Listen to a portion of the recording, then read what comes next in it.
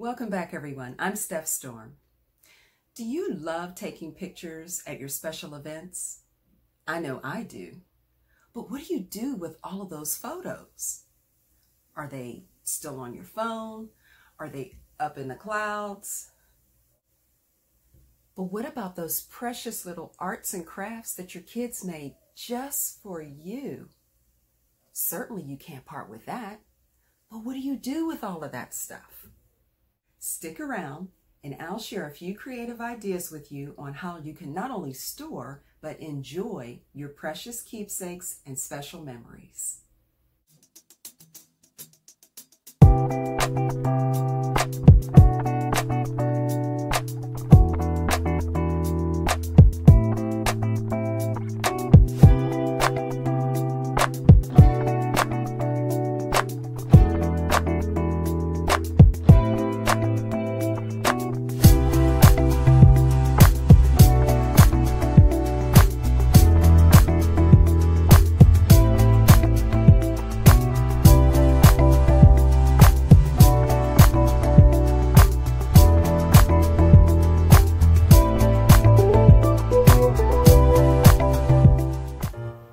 Grab yourself a cup of something hot to drink and join me at the table while I show you how I put my shadow box together. I don't really consider this a tutorial because these are pretty easy to do, but more so, I wanted to walk you through the mental and emotional process of purging for projects like these. Hopefully, this will be helpful for someone who has trouble organizing or letting go of things. I'll admit, these projects can be daunting and overwhelming, which only makes us procrastinate even more. I've had these keepsakes in a Walmart bag for 2 years. But step number 1 is to schedule this thing for, let's say, a rainy day when you have time to relax and not feel stressed about getting it done. This way you'll enjoy it more. The special occasion I'm working on today is an international religious convention that I attended in the summer of 2019. We welcomed our brothers and sisters from places all over the world, such as Russia, Japan, Colombia, and Canada. We make and exchange little gifts with them, which is what you see me sorting through here.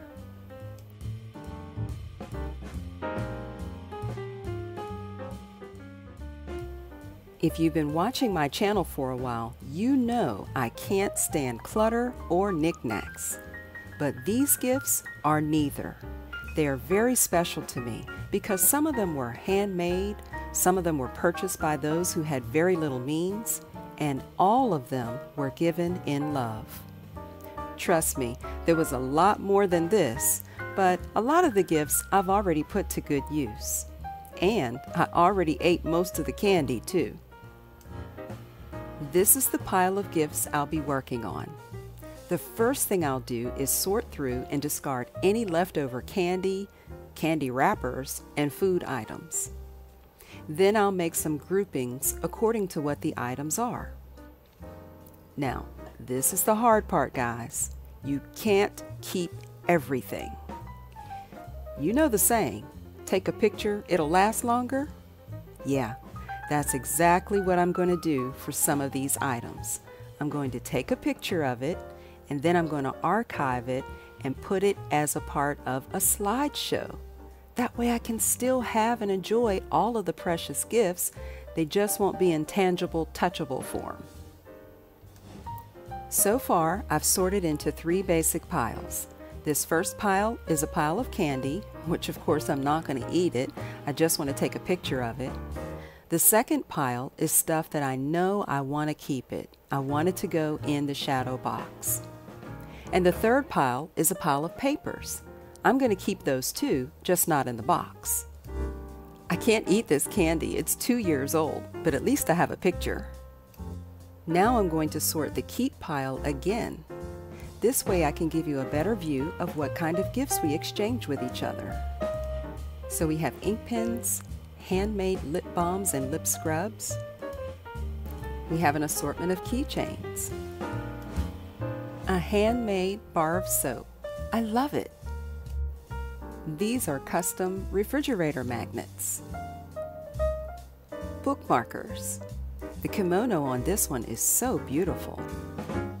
paper gifts like notepads, stickers, and origami. My friend in St. Thomas gave me socks. Those are going in my sock drawer right now. A handmade scarf from a friend in France. Wow. I remember exactly who gave this to me. And that's the thing, these memories usually come with a story. Like this purse right here. Let me tell you the touching story behind this gift. So let me tell you, my husband and I have the most special memory associated with this purse. In 2014, there was a Japanese sister who, out of discretion, I won't say her name, but she attended the international convention right here in Atlanta, Georgia. We hosted the delegates for lunch and for field service, and we got a chance to spend some time with them, getting to know them, and taking some pictures. 5 years later, in 2019, we hosted another international convention here in Atlanta, Georgia, at the Mercedes-Benz Stadium. During the intermission, my husband and I decided to get up and mingle and meet and greet with some of the delegates that were sitting in the row just right behind us. Lo and behold, we ran into the same Japanese sister that we hosted in 2014. Now, what were the odds of that? Out of over 10,000 people who attended, she was there. She came back. And get this, she went into her iPad and she pulled out the pictures that she took in 2014, and there was the picture of her and my husband that I took back then.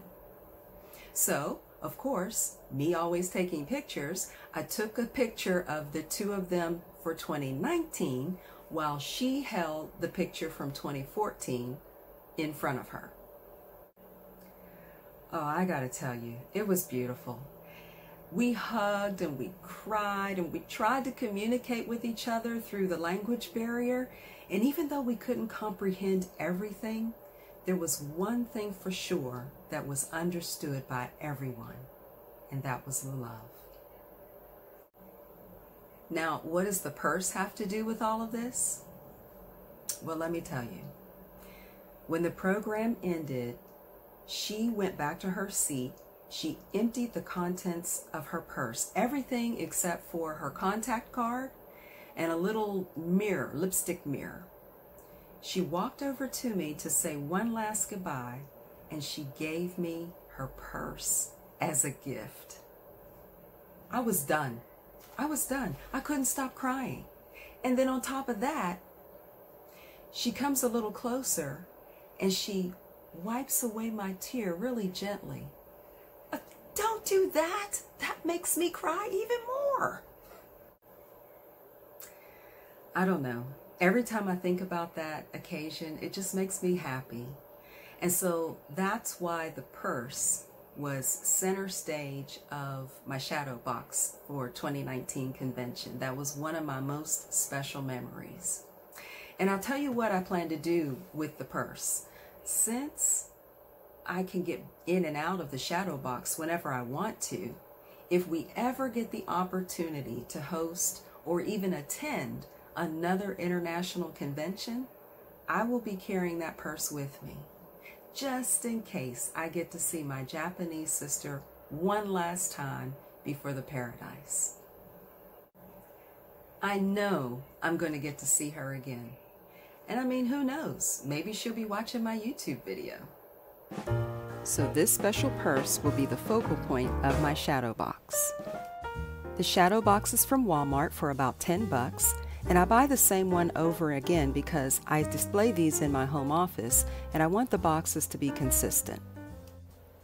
When I was growing up, we always had family photo albums sitting out on the coffee table.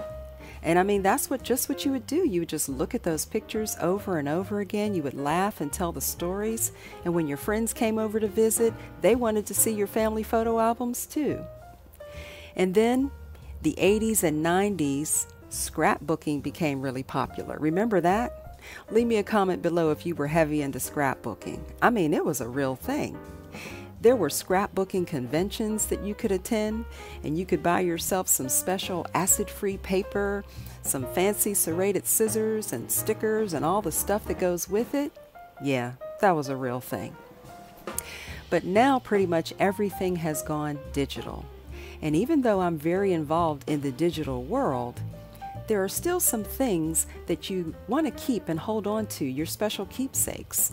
And you don't want to take a picture of everything. Some things you still want to touch it and feel it with your hands. So that's why shadowboxing is always going to be in style for me. But I don't shadowbox everything, only my most favorite special occasions.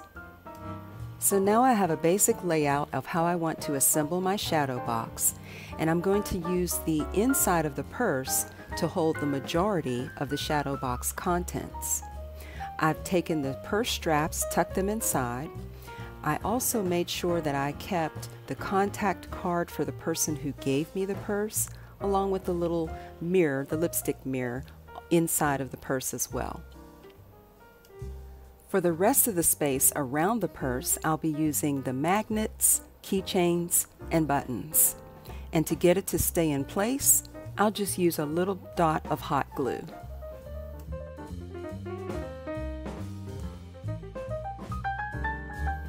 Also inside the purse, I want to make sure I keep the field service program along with the public invitation that went out for the convention.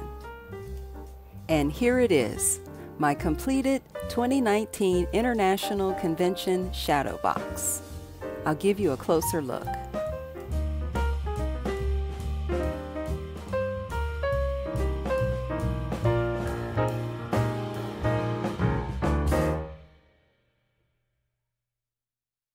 It's hard to believe it, but I got everything in there in a neatly arranged way. Imagine the other occasions you could use these for: your wedding, birth of your children and grandchildren, graduations and anniversaries. Just remember, you can't keep everything. Reserve these for only major milestones. I hope this was helpful, and if you enjoyed it, hit the like button and share it with a friend. Also, consider subscribing to my channel. I post new videos on event planning, interior decorating, and lifestyle. Come back and see me next week. I'm Steph Storm, and you'll see me next time.